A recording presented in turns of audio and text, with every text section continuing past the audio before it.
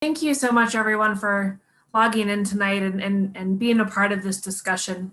I'm State Rep Fiona McFarland, and I represent Sarasota on the West Coast here.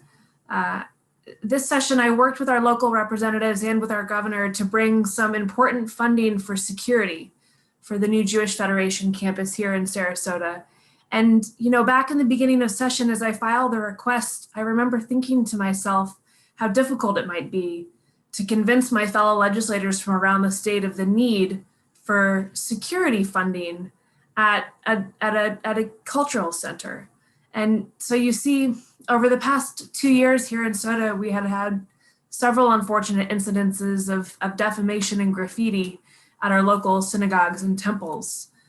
But then as our budget has recently been signed by our governor just in the last week, coinciding with Hamas's recent activity in Israel, inciting sympathizer activity here at home, I realized that that push for security was unfortunately all too timely.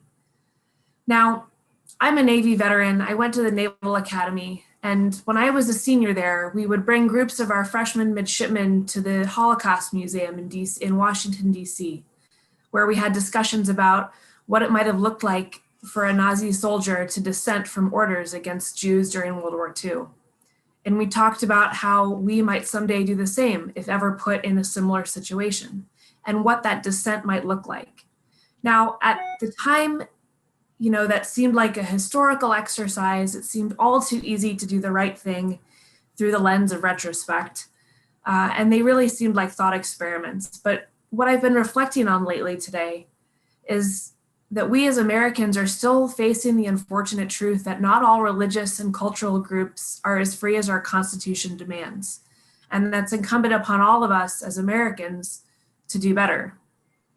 We all agree here on this call that anti-Semitism is something that should not exist in the 21st century. And many of us feel alarmed that we're even having to have this conversation tonight. Now, how do we make it better? The Jewish Federation is doing the right work by having events like tonight where us elected leaders get up and tell you how important this issue is and how seriously we take it. And they're also doing the right work by building spaces of community and culture around the state that help educate and inform the communities that they're in.